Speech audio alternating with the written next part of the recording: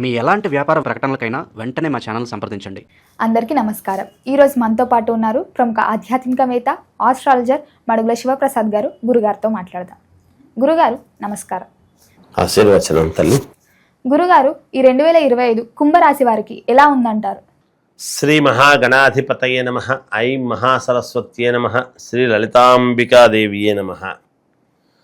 కుంభరాశి వారికి ఈ అక్టోబర్ మాసంలో ఎలా ఉంది అంటే బాగుంది, అనుకూలవంతమైనటువంటి ఫలితాలు గోచరిస్తున్నాయి అనేది చెప్పగలుగుతున్నారు.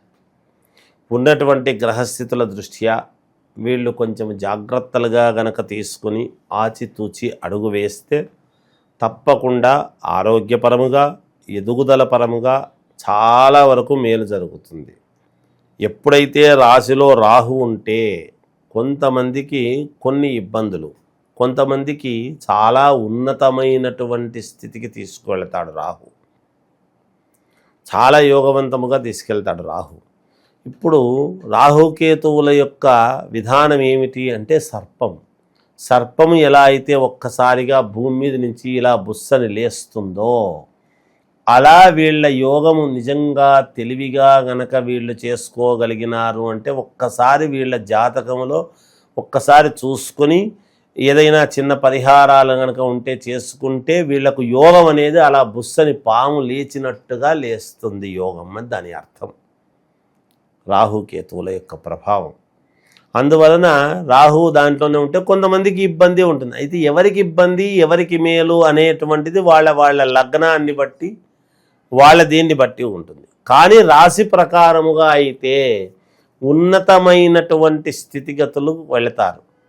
అనుకోకుండా ఇప్పుడు 1వ తరగతి 2వ తరగతి చదివేటువంటి పిల్లవాడిని ఒక్కటేసారిగా తీసుకువెళ్ళి 5వ తరగతిలో 6వ తరగతిలో కూర్చోబెట్టి అంటే వాడి తెలివితేటలను బట్టి వీడు చదవగలడు, వీడు గెటాన్ కాగలడు అని ఎలా అయితే తీసుకువెళ్తారో, ఒక ఉన్నతమైనటువంటి వాడు చిన్న ఉద్యోగంలో ఉంటే నువ్వు ఇక్కడ కాదురా నాయన ఉండాల్సింది, రా నాకు పిఏగా ఉందువు అని ఒక యజమాని తనకు పర్సనల్ అసిస్టెంట్గా ఎప్పుడైతే వేసుకుంటే ఎంత సంతోషం.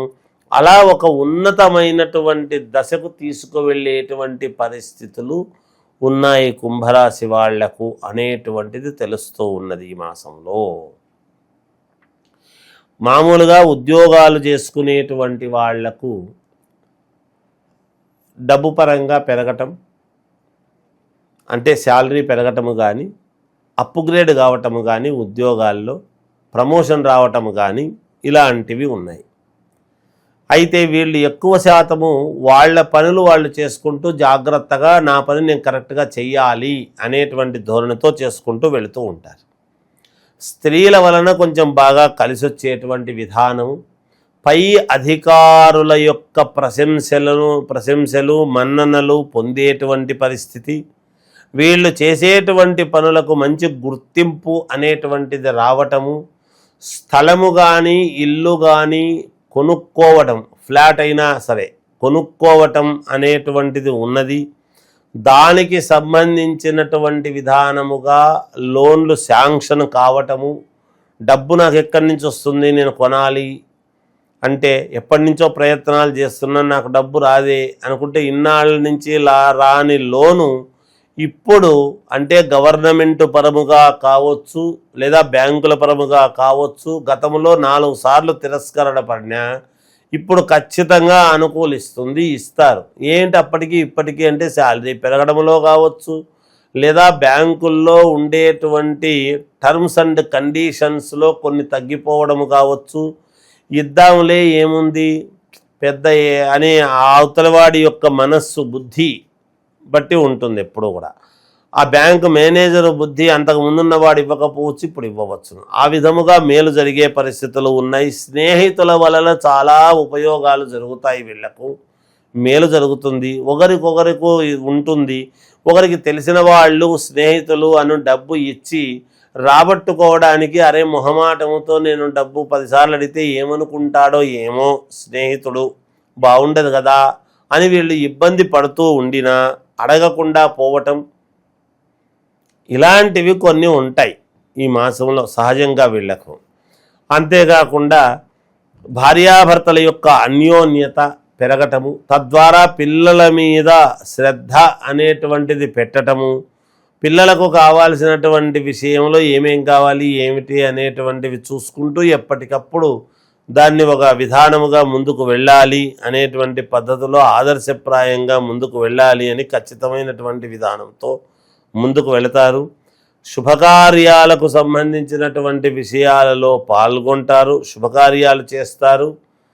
అందరినీ ఆదర్శవంతముగా పిలిచి ఒక పద్ధతి ప్రకారముగా అందరినీ గౌరవించి పంపించడం అనేటువంటిది కూడా జరుగుతుంది వీళ్లకు.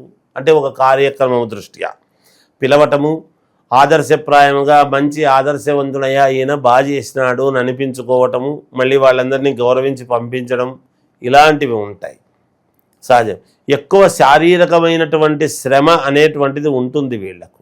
ఆ శ్రమకు తగినటువంటి ఫలితము కూడా వస్తుంది గాక సాధించుకోగలుగుతారు వీళ్ళు. ఖచ్చితముగా మేలు జరుగుతుంది.